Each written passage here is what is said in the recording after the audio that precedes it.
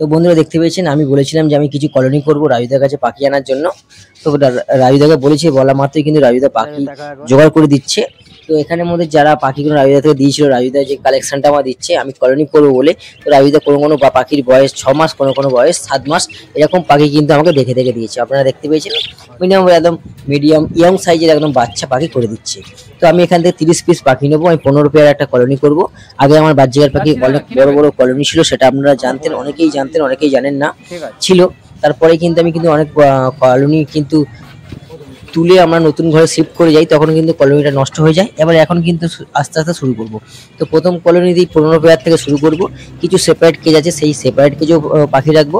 তো অ্যাডাল্ট পাখি আমি কিনলাম না, কারণ অ্যাডাল্ট পাখি যখন করবো তখন ওদেরকে কিন্তু সেপারেট কেজে রাখবো।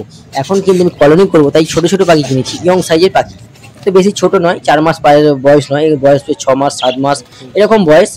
আর ভালো মিউটেশনের পাখিগুলো ঘরোয়া পাখি, এরকম পাখি এনে দিয়েছে, জাস্ট এনে দিয়েছে, আমি বাস জাস্ট রাজুদার আগে নিয়ে চলে আসবো। তো পাখিগুলো কেমন হয়েছে অবশ্যই জানাবেন। আমার তো খুবই ভালো লাগলো, রাজুদা কিন্তু খুব ভালো পাখি দেয়। ভিডিও ভালো লাগে চ্যানেলটিকে অবশ্যই সাবস্ক্রাইব করে নেবেন।